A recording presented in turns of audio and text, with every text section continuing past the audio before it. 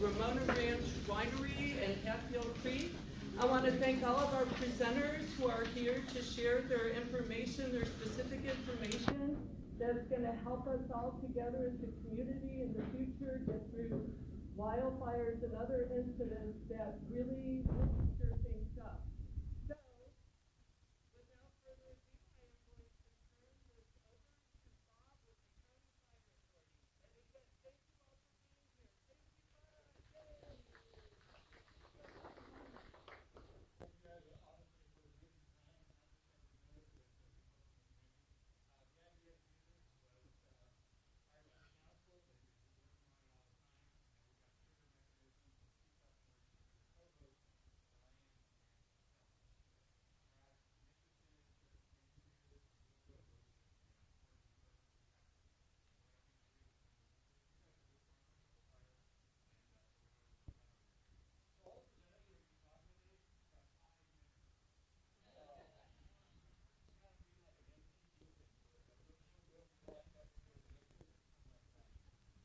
Intent is to give you an overview of disaster preparedness, disaster response, fire response, and once you see the wide range of people that you have here, afterwards there'll be a short Q&A, questions and answers, that you can direct your questions specifically to any of the individuals that spoke. And then after that, if you don't want your questions in public, or if you want a specific personal question answered, there's going to be some time at the very end. We'll move all the chairs away. And we want you to pick up all these great information that everyone brought. So at the very end is your networking segment. That's when you get to ask questions that are pertinent to you, or you have a question about radios. Someone has CHP on their mind that particular day, or have a PLM question. So with that said, let me bring up our first presenter, Ramona's Fire Chief, Chief Larry Converse.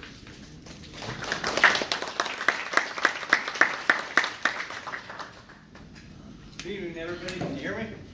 I'll try to talk loud. I got 5 minutes. I'll try to keep it a little bit less. My name's Larry Converse. I'm Ramona Fire Chief, and this is basically for Ramona, the municipality area. We also have a Ramona Fire Chief on the state side, although we all do work for Cal Fire. And I am housed right out of here in Ramona. Been in the fire service career-wise, coming up on 32 years, about 34 years total, on kind of all aspects of the fire service. I recently transferred over here to Ramona about 3-4 months ago.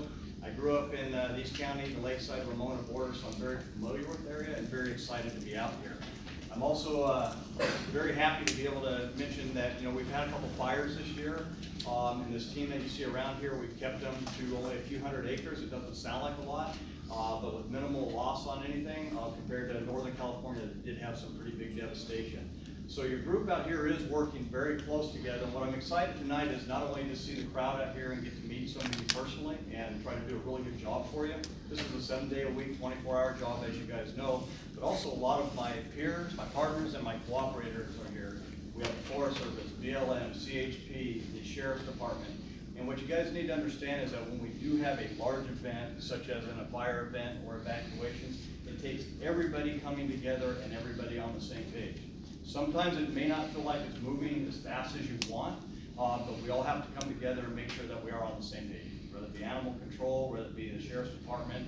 One of the things that we are doing, and I'll kind of cut it off pretty quick, is that with the sheriffs and with us, is that we do have a evacuation plan now, that when there are evacuations in place, they have a rep, we have a rep, we have the exact same maps, and that evacuation really comes through the law enforcement side, but we'll be working together to make sure that we're not doubling up efforts for your guys' safety, okay?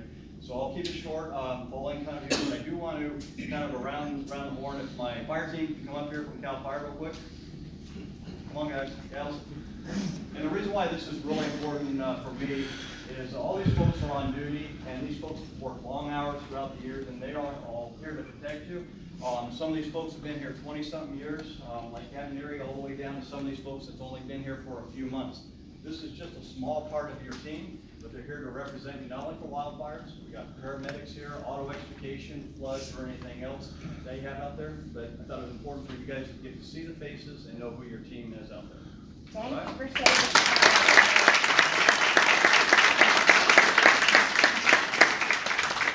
With that, I'll cut it off here, and we'll be available later on for some questions.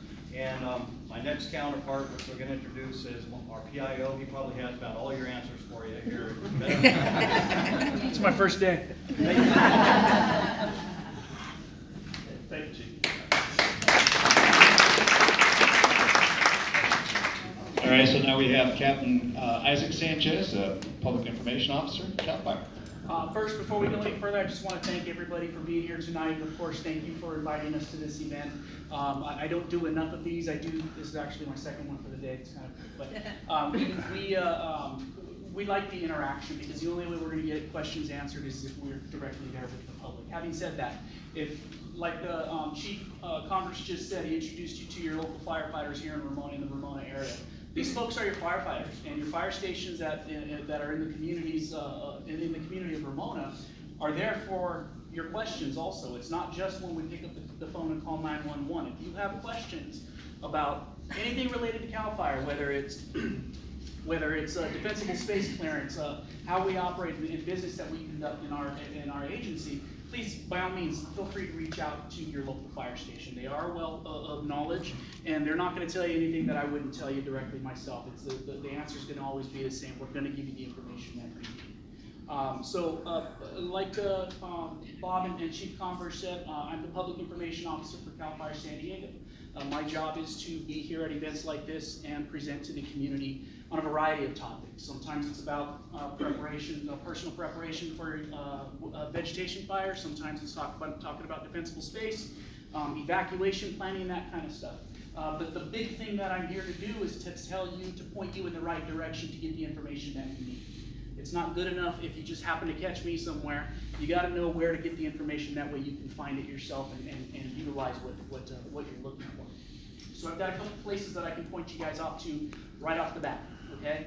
Well, again, my big message that I'm delivering this time of year is prevention and preparedness. Okay. And when we talk about those two things, there's two websites you guys can go to. Please be ready to write these down if you don't have them, or if you don't know about them already. The first one's going to be readyforwildfire.org. That is CAL FIRE's defensible space and preparation website, and all the information that we deliver to the community is based out of that website. The second website that you can visit to for information is readysandiego.org. That is done through the County Office of Emergency Services.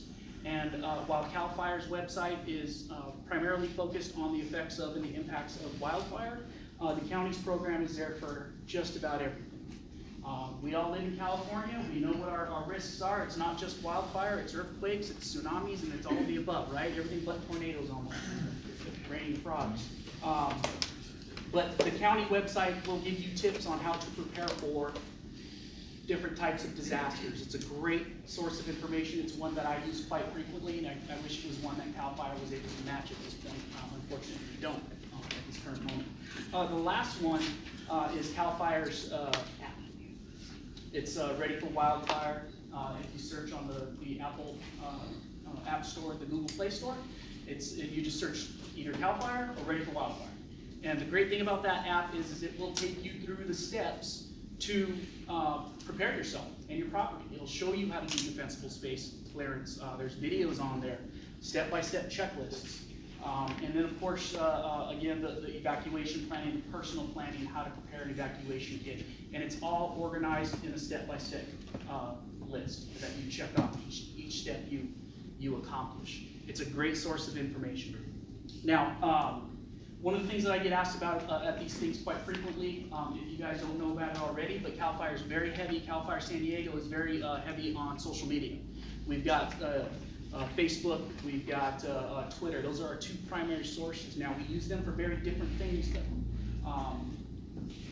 Facebook is there for some basic incident information. At the same time, we use it for community outreach. When we're at events and things like that. For an event like this, if this was ours, we would put that on Facebook saying, "Hey, everybody, we're going to be here. Come visit us." Excuse me. Twitter is utilized primarily as an incident information platform for us. We use it to tell folks that there is an incident in San Diego County that we want to tell you about. And sometimes it impacts your community, sometimes it doesn't. Originally, when we first started that, because I'm an operation of one, It was utilized to aim that information at the media. But because the public is very savvy about information, they found us and now they've come to depend on us. Unfortunately, I think there's a miscommunication as far as what they can expect out of that platform, okay? It is not, and it should not be your primary source for evacuation warnings, okay, or evacuation notices. Your primary source for evacuation notices needs to be now and always Alert San Diego, okay? You can find that, you can register for that at alertsandiego.org, or you can get through it, you can find it through the Ready San Diego website. That is your primary source for evacuation notices. That comes through the Sheriff's Department, and it gives very targeted and very specific instructions. Mine are there for broad-based, big broadcasts, okay? Don't wait for my notifications over social media to tell you to evacuate. The big message here that I want you to take away is, if you feel like you're in danger, if you feel like there's a threat to yourself and your property, evacuate, okay? Don't wait for the notice to come. But again, your primary source for evacuation notices is going to be Alert San Diego, okay? For Twitter, you can find us at Cal Fire San Diego, and on Facebook, we're Cal Fire San Diego, San Diego Fire. And I will be here all night until we're done answering questions. All right, thank you. San Diego County Fire. Good evening. Yeah, I've got friends here, obviously. Basic job, I'm a fire prevention specialist for the County Fire Authority. Primarily, I do your site inspections when you're looking at building something, or looking at a defensible space around your house. I can do that as well. Hazard ignition zones. What type of construction you have on your home. I can give you the do's and don'ts of your areas depending on the wildfire, like brand guard vents recommended, the siding in your house, the weeds too close, the mulch piles, a bunch of stuff like that. So before the fires, before you even get into a fire season, that's what I'm here for. Any type of building projects, building concerns. In between that, I fill in, I do your business inspections as well for Ramona, myself, and we have 5 other staff members that do that. And then, unfortunately, on the back end, for the folks that do lose their homes, I'm also there for them to rebuild and try and get back on their feet as quick and as best as possible. And that's my primary role. Seminars that I've been a part of in Ramona. Fire Safe Council, 1, I know, 2, 3, 4. So when we do these, we really want to help educate you and have you have a great time, all right? And you will have a great time in our class when we do some type of a WUI class. But welcome here tonight. I've got, let's see, my special assistant over here is Captain Jennifer McDonald. She is our fire prevention all-star on the Palomar District. Take a moment to say hi to her. And I also have a battalion chief in the room who I will not identify because he is undercover. You figure out who he is. I have a couple of questions. When did the Forest Service start protecting the Cleveland National Forest locally? State or federal? Federal. Forest Service. Forestry is the state. Forest Service is federal. 1954. 1823? Yes. Horses weren't invented yet. In 1908, the Cleveland National Forest was formed from lands withdrawn from what we now know as BLM to be forest reserves. We have been here since 1908, and we have been providing fire protection ever since. How many fire engines or other pieces of equipment are located in Ramona from the United States Forest Service? 10. How many? 10? No. 5. 5, close. 0. So if you don't recognize the Forest Service, we drive these trucks that looks like sparklets. With red lights on. Because we're sensitive to our environment. All right. We have 1 engine in San Diego Country Estates. We have 2 engines at Magnolia and Black Canyon Road. We currently have 1 helicopter at Ramona Airport. In it, we have a total of 9 engines, and our territory extends from Temecula down to about the center line of Cuyamaca Peak. It's vast. So we have those engines in Ramona, an engine at Pine Hills, like Hinshaw, Oak Grove, Dripping Springs up toward Temecula and Palomar Mountain. And every time we have a big fire here, we work together with CAL FIRE. We're the one place in the state where people keep coming to us and saying, how come it works so well in San Diego? And it's because it does. It's because we work on it constantly. We are directed to be seamless. All right? Red truck, green truck, together, working, and we'll be there. And we're at every one of these fires. All right. What's the least expensive single thing you could do to protect your home if you had vegetation around it? Clear it. What? Clear it. Well, we don't say clear. We want to maintain our vegetation in a fire-safe state. All right, now the hard question to get a real read on the temperature of the room. I want you to be honest as you're willing to be with your neighbors or family. Who is going to actually evacuate Ramona in the next major one? Highway patrol. I want you to know that every class we go to, we see that, or every class we hold. People don't want to leave. This is important for everybody in the room from the agencies to realize. They don't want to leave and they want to come back. Our policy is ready, set, go. We're trying to get you out safely. But the message I want to give you, knowing that, if you can get down and live at the stadium for a while or whatever, or to the beach or to the desert safely, is are you going to make it there? That's the scary part that I want you to think of. A concept of where can we survive on the way out in a major wildfire.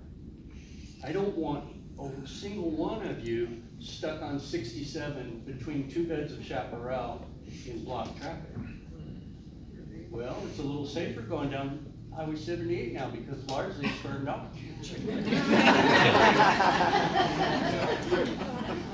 I tell you where you could survive. You could survive in the rodeo grounds at the little ranchettes around your community. You could survive on the golf course. You could survive in any wide open space where there is no vegetation. You could survive in Albertsons and Stater Brothers Kmart parking lots. If you can't get out because it's jammed up, find another spot, wait till it's safe and go. We can't be sending people to their death, right? So think about that. It's more sophisticated than just running out. It's gonna be, how can you survive on your way out? If you are out of the way, it's a little easier for us, but we are sensitive enough that we understand it. But remember, our policy is ready, set, go. I live off of Mussy Gray. Is there any discussion about maybe widening that road in places? Not since 1898.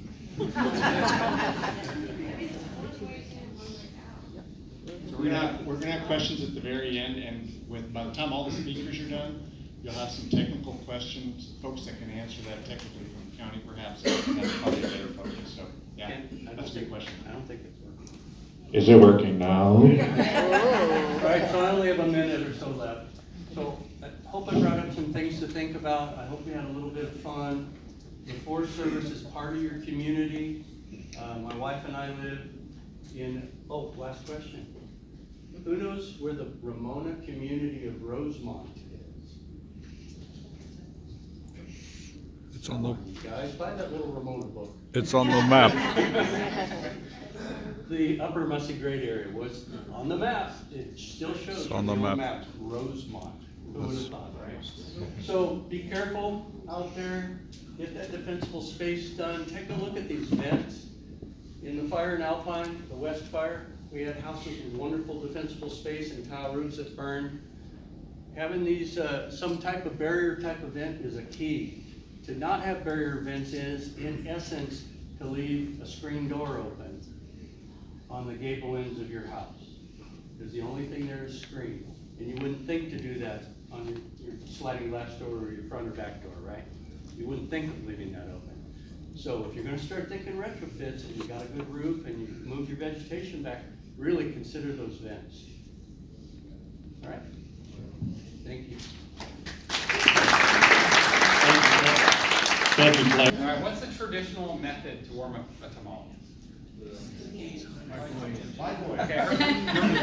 Yes, so today's world microwave is the correct answer, but that's not the answer I'm looking for. Someone said it over here. Steam. Steam, okay.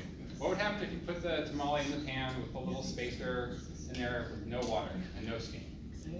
Oh, burn. It would burn up and it would take a long time to get hot, right? Because it takes that radiant heat a long time. But if you have steam, remember steam carries a lot more energy than just the radiant heat. The point is, to tag on to what Clay was saying, if you find yourself stuck, if you've waited too long, you made a tactical error, went the wrong way or something happened, don't wet a bandana. You don't want to cover yourself in a wet blanket because you will steam yourself like a tamale. It's the absolute worst thing you could do. So remember that. Stay dry, okay? So dry wool blanket, heavy cotton clothes. If you're have an old Nomex shirt, that's even better. Okay, so background on me, I've been a fireman for 16 years. I've bounced around the American West. Now I'm the fire prevention technician for the Bureau of Land Management. I used to work for Clay, back when Clay was with BLM, and I found out that I really liked working with the communities and taking a different approach to wildfire. The cool thing about BLM in San Diego County is through agreements and contracts, CAL FIRE puts out all of our fires, so I don't have any fires to fight anymore. What I do is I work with CAL FIRE, Forest Service. We help decide where the fuel breaks are going to go to be most effective, and when we start a project on BLM land, we want the Forest Service to be able to pick it up on the other side, and then when it comes on the state land, for CAL FIRE to be able to pick it up and make community-based or landscape-sized fuel break that can help. I've got a neat presentation, something that happened on the Tubbs fire, where a family got a late evacuation notice, or they didn't get one at all, I can't remember, but it was literally minutes before the fire front hit. And the husband and wife left in 2 separate vehicles. And the husband made it, the wife didn't. And the ironic part is that she drove past the place, they both did, that they could have most likely survived. She missed a corner in the smoke, her car got stuck in the ditch, and she burned over and died. What Clay said, the rodeo grounds, those are places that we need to start identifying. This doesn't mean stay and fight the fire at your house. So BLM is a ready, set, go supporter as well. But errors happen. Sometimes the reverse 911 system may not work, or maybe you're finding your car is broken down. So work with your local fire safe councils, your battalion chiefs, local fire stations, and come up with your evacuation plan. And you got a plan A, a plan B, and a plan C, right? And a D. So make sure you've got 4 plans, not just one, okay? Because no plan survives first contact. You guys have heard that before? I see somebody nodding out there, right? That means when the embers start flying, the first plan you have may not be viable. So you need to have rehearsed your plan B, your plan C, and your plan D. Everybody on board? Awesome. Thanks for your attention.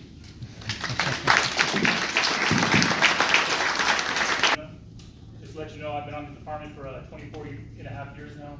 I've been a supervisor for 9, and I've been assigned to the Ramona area for a year and a half. I also encompass the Julian, Acumba, and Borrego Springs area as well, so I'm a little thin spread on manpower, but we always do our best. First thing, I'm not the one that gave you a ticket, all right? One of those meetings back there, so issues, contact those guys. But what we're here for is the safety aspect of it and traffic control issues.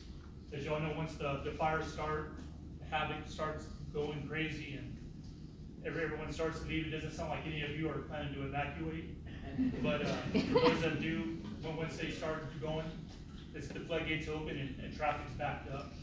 So we're always the bad guys as a law enforcement. Our department's out there saving the fires, and we have to shut the roads down. So it's not only for your safety, but it's for all the safety of the emergency personnel on scene. And we're there on the direction of the fire department. We have the sheriff's department as well. They mostly do the evacuations. We'll assist, but with our manpower, we only have maybe 1 or 2 guys working Ramona at a time. And we have to bring up our personnel from El Cajon is where we're based out of. And then once we start doing that, then we have to start bringing other people from Oceanside, depending on how big the fire gets, San Diego area, Temecula. I think even in the O3 fires, we had people from LA offices and even further up north. But as far as the evacuation routes, know your routes. I mean, if you do plan to evacuate, find the best way to get to the main artery, like 67, 78, or Wildcat. As you guys know, Ramona is isolated, so there's only very few spots to go in and out. So just know back streets. I mean, if you can, to get to Wildcat, so you're avoiding all the traffic that gets backed up on San Vicente, and if you know the back way through the estates, which I don't, and that's why I brought Officer Peck with me, who's a Ramona resident, and then Officer Stowers, who's a Julian resident, so he could help you guys with questions on the north side. But as far as knowing your routes, I mean, it looks like everybody here is old enough to know the Thomas guy. No more. So it's all on your phone. Historic road closures, and people live there for 40 years. I don't know how to get home. It's like, well, I mean, there's only 2 ways in and 2 ways out. So I mean, you have to know something. So just be prepared. As far as the evacuation routes on our side, depending on where the fire's at, I mean, we're gonna be pushing you the opposite direction. So as far as road closures, we have Caltrans who can assist with signals and putting up barricades, as well as county roads. But what we do is just keep you guys moving. But you guys need to do it safely. If you guys don't, then you guys cause an accident, and then you cause another emergency, which ties up first responders as well. We're out there fighting fire with paramedics. We have to come basically clean up the mess. And instead of keeping a smooth flow of traffic, now we're dealing with another issue that could have been avoided just by driving safe. Social media, our department is now starting to use Facebook. I don't know if we use Twitter or not. They're doing it. So I don't know how any of that works, to be honest. My wife can tell you she'd be up there in DTV. I'm like, I stay off of that stuff. So check social media. We notify Caltrans of all the long-term closures, and they put out SIG alerts. And to tell you the truth, one of the best resources for traffic updates is sometimes the media. I mean, they find out stuff before we do, which if you're not at a command post, then the officers out in the field don't really know everything that's going on. So contact the media. They're real good about telling you guys the road closures and where to stay out of. Yeah, just basically just drive safe and know the evacuation routes. So, Lieutenant, so I'm the commander here for the sheriff's contingent throughout the county. We have a large department, almost 3,000 people, close to 1,500 sworn deputies. They're not all here in Ramona. I have 30 people. They don't work 24/7. I have on a general shift 5 guys. Day shift, obviously, probably double that. So our job in the emergency, a fire emergency, is evacuations, safe evacuations, providing law enforcement patrol of areas that are evacuated, with fire, finding out where we need to evacuate. I saw some issues come up before. Well, what's the plan? Why don't we have the plan? Because our plan is we get together in a unified command and we work out what is the best way to do evacuations, where is the fire going. If we had every area laid out and every roadway designed for every community. The second we had that laid out, something would happen and it would go wrong. So we're better off getting together. We get together with the fire command, CHP, myself. We all have support from our larger contingencies. We have these large unified commands. They are just calling in resources, getting us what we need. I think the Sheriff's Department has everything but a train at this point. And there are no trains that come up here, so that's not gonna help us anyways. We have helicopters that do fire suppression. We have helicopters that do law enforcement. We can bring lots of resources up here, and we do. So the issue can be getting up and getting down. I noticed very few of you were thinking about evacuating, and does anyone want to give me an idea what is the major issue why you would not want to evacuate? Can anybody answer what Two. One, we all got stuck leaving town last time. Right. And then when we tried to get back in, they wouldn't let us back in. Right. Okay, so, a couple things that, we learn lessons from every fire and from every big incident, and we try to work with those, lessons and incorporate them. One thing that we recognized from that last huge fire was, the traffic coming in and out of here. These roads, in all reality, will not sustain everybody getting up and leaving at the same time. And I hope we don't have any incident where we have to do that. So, what we didn't have at that time was a plan to extricate that traffic appropriately. We were still having people monitoring lights, they were stopping. If we had to get people out in that traffic rather than them sitting for 8 hours, because I've heard those stories, we can block both lanes. We can shut down the lights and or put them on flash and just get people rolling. So we have, that's why we get in with our unified commands, and then we get CHP down at the other end, down at Lakeside at 67, where there's a holdup at a light.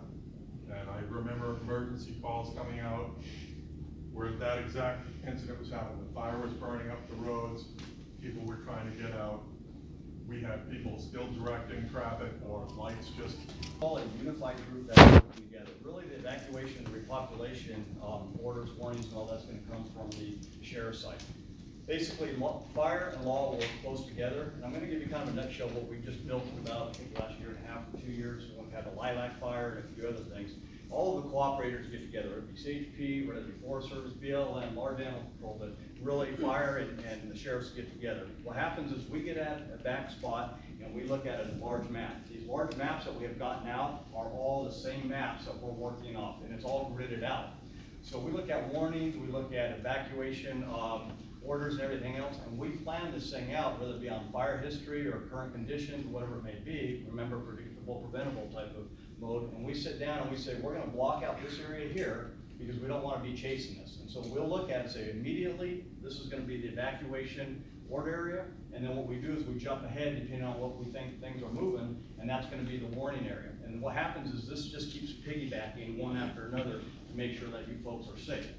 Once we all come up with a plan together, it's really back up to the sheriffs that really make the call on that. It's not the fire side, we made the recommendation, we worked together, but it's their call on that. And then, of course, we all work together. Touching really quick on the repopulation, just as much that goes into the evacuation, that moves pretty quick. The repopulation plan is almost the exact same thing that goes backwards. Our bosses up in Sacramento, the local resources, everything else, this all has to be vetted. Just like our PIO, when his information goes out, he doesn't put out any information on his own. It goes through the incident commander, make sure it's vetted, and then he gets it out. So that repopulation, the reason sometimes we can't let you back in is maybe there's down power lines, maybe CHP has something blocked, maybe there's an auto accident. We don't want people just coming back on their own. So that plan actually gets reversed, and then we start repopulating different communities, basically in a nutshell, and then that basically comes to the sheriff. So happy to answer questions afterwards, but I want to give you kind of a snapshot. You have animals. many of your animals are microchipped? Is your information on your microchip current? If it's not current, it's useless for us. Okay, so all species can have a microchip, even fish, it's kind of weird, but so, koi fish, yeah, birds. So a horse normally is on the left-hand side. So this is kind of, we had a microchip from obviously. It comes up with a digital readout, and that's the information we would get from the AVID, and you can register your animal at our shelter, so that if we do pick up your animal, we scan every single animal, and each time any person touches it, it gets rescanned, because sometimes we miss it because they migrate or whatnot, so. We do offer microchipping $10, so for small animals, okay, so dogs and cats down at the shelter. And if livestock, you can work with your vet, or there's good ways to do opportunities for fundraisers, that kind of thing, and do a lot of horses at once. So I'm gonna have to do this the old-fashioned way, because I guess the little thing's not working. See if that's gonna work. No. It's asleep. There we go, so it should work with the arrows. But I guess we'll see if it's not gonna work for the arrows.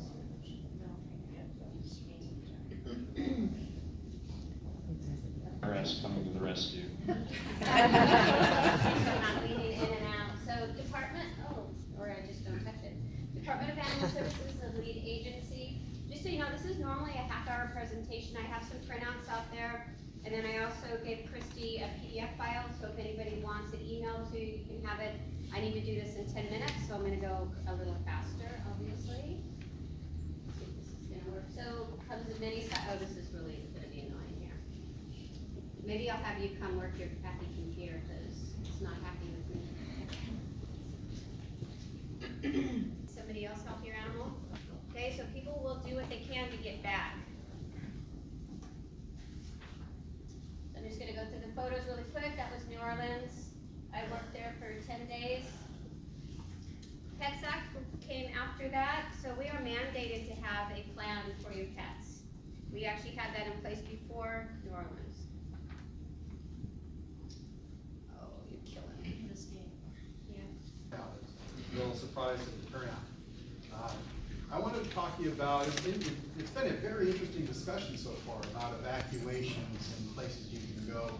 At the Office of Emergency Services, we're not the first responders. We help run the Emergency Operations Center. We provide support for all of these folks around the edge of the river. We try to improve things over the years.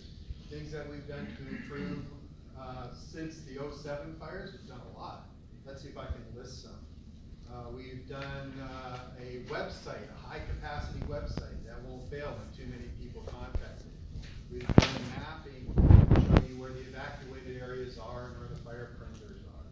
We've got a mobile app, so even if you're not sitting at a computer, you've got that information in your fingertips. We're on social media. We're reposting everything from the National Weather Service, the CAL FIRE, to the sheriff, all located in one place. As far as alerting is concerned, we've instituted Alert San Diego. We had that before, but now we have over 500,000 people in San Diego County registered. We're now bringing on board wireless emergency alerts. We sent one out for the Lilac Fire last year. Wireless emergency alerts, you got one from the president, right? Not too long ago. We can send those out for civil emergencies, a little more detail. What area is affected, where to evacuate, the best routes to take. We've done a lot of stuff for you for advancing how we can evacuate. Oh, another thing, the CAL FIRE chief mentioned the public safety grid. Thomas Brothers is gone, but we still have a grid that we can use to help evacuate. We've defined now the difference between evacuation warnings, which are voluntary or heads up, evacuation orders, which are mandatory or like, hey, you're in danger. We've done a lot of things to get people prepared since 2007, since the evacuation of Ramona. There's one thing we can't do. We can't get people to evacuate. So all this discussion is really, well, it's eye-opening for me, and it worries me too. the safest thing you can do, by far, is to evacuate as early as you can. Going to the Albertsons parking lot, okay, but what's safer? Getting out early and going somewhere else. And I am special today, I've got my boot on today. If you have a little, if you move slow, have a little bit, it takes you longer to do things, to get, into your vehicle, I have to undo the straps, I have to get out, I'm moving slow. If that's the case, you need to evacuate even earlier. You don't have to wait for a wireless emergency alert. You don't have to wait for alert saying you need to call. If it's a red flag warning and you got your antennas up and you're listening for things, that's the first sign of danger of a fire start. That's time for you to go. I'm Steve Stanzik, SRS. I'm a mostly retired vice president of the San Diego Defense Contractor. We're a member of the Ramona Outback Radio Amateur Radio Society. We affectionately call that ROARS. Bob, question for you. If you can allow me a half hour, I'll get my time to Morse code. Is the only thing I know. The thing that you need to remember about this is very simple. In the best of times, Speak amateur up, radio please. is a wonderful hobby. In the worst of times, it's the only hobby I know of that you can call a national asset. For volunteers, I don't get paid, but I do get a hat. So I've been with the local CERT since 2007. And what is CERT? CERT is your Community Emergency Response Team. We are the volunteers that have been trained under a national program sponsored by FEMA to a national standard in the academy. And basically, we work for the fire department. We do what they tell us to do. They're our boss. Now, we have been loaned out occasionally to other agencies or in support, but our primary purpose is to help them by doing small stuff. You don't want to waste a professional responder doing little tasks. So we volunteer to do those. Kind of things that we do. Well, we've been trained to help evacuate old folks. Sometimes senior citizens struggle to get out. 1212 H Street. We had a situation there where they had a gas leak. We went around the park, shutting off the gas main so they could maintain the gas lines and reassure all the senior citizens. You do not need a professional responder to do that. So by doing these small tasks, we free up the highly trained professional responders to do their tasks. We're trained in animal evacuation, nowhere near to the level of the professionals. And we're trained mainly in disaster response, but we're also trained in maintaining shelters. So if the Red Cross or another agency sets up a shelter, many of the CERT are certified by the Red Cross and by other agencies to come in and assist. We've been trained in other things like when you had the 2003 fire and they were dispensing water and everybody who wanted to could come get a flat of water, CERT teams could be the people handing out the water. So like I said, our job is to do the little tiny tasks. I was here and what we do is we provide copies of people's tax returns, their transcripts, so that we can work directly with SBA so that they can get disaster recovery loans if they need them. But I'm gonna try to make this easier so that you don't necessarily have to come to us at the FEMA site. So individuals, pretty easy. If you don't have a business, what you need to do, save all your tax returns, save all your bank statements on electronically. That's pretty much all you need to know from an individual standpoint. From businesses, and I'm gonna try to crush this down to 5 minutes. It was 20 minutes, but I'll crush it down. These are the 4 basic steps. You need to brainstorm what different types of emergencies can affect my business. And this isn't only natural disaster, but this is also man-made. Think about it if the pipes go out or something like that. Take a look at the county website that I heard mentioned earlier, and take a look at what they have as far as suggestions for how a business can go down. If you have a business process flow chart, take a look at that, because that's gonna give you an idea as far as what are your critical daily operations, who are your critical people, so you'll know what to hone in on. You want to, whoops. That's all part of your continuity planning. Emergency planning for your employees, I'm gonna get into that, and the other emergency planning, the supplies, shelter in place, medical issues. The fire people have covered that really, really well. So continuity planning, that means what do you have to do to have your business continue while while everything's trying to get back up and running. Take a look at your business flow chart, take a look at once you take a look at that flow chart, determine which are your operations critical to survival. You want to have a backup payroll plan. You want to have at least 2 weeks worth of cash that you can Set up a position. When we set up, we also set up right next to IRS, and they're our friendly partners, and also FEMA. So everybody's gonna know where we are, because it's gonna be announced on the radio, it's gonna be on TV, it's gonna be in your community, they're gonna say, SBA is here. So let's say, your house burned down, or your business burned down, or maybe just got damaged but not burned down. This is where we come in. We have our loans that are made directly from the federal treasury. It does not go through a bank. That makes a big difference when you have to pay the loan back. So what do we look for? We look for somebody's got the repayment ability. So that is really, really important. You gotta have reasonably decent credit. And I can tell you, several years back when we had Katrina, I did about a couple hundred loans for Katrina, because they spread them out all over the country. And I was told, be as generous as possible. If you find any repayment ability, do it. So the important thing is to, first of all, know what you've got, know what kind of insurance you have, because all of our loans are always offset by your own insurance first. So let's say you have a house in San Diego that's worth, I don't know, 700,000. Your insurance pays off 500,000. So there's still a $200,000 gap. You can get a loan from us, provided you can show that you can pay it back. The terms are up to 30 years. Depends. Interest rates are probably some of the best in town. For a home, it could be like right now, I think the latest one was 1.938. You'll never get that kind of loan rate from a bank, right? But that is also for homes. You can get up to $200,000 for your home. If you have a business that's been damaged or destroyed, you can get up to $2 million.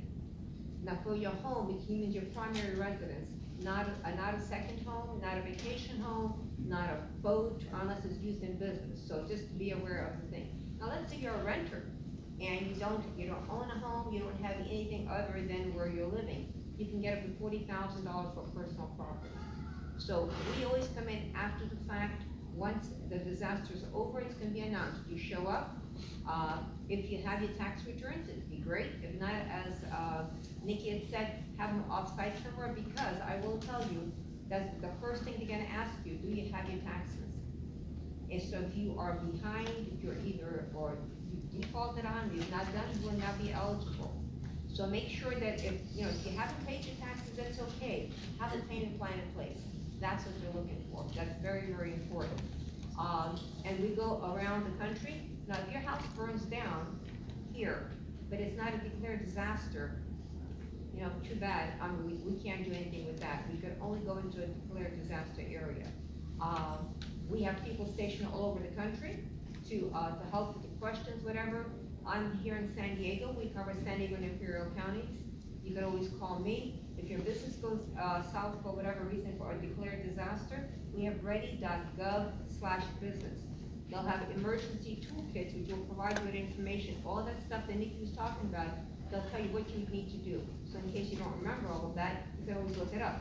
I also brought some magazines, which are called our SBA Resource Guide, that covers everything that SBA does in addition to the disaster.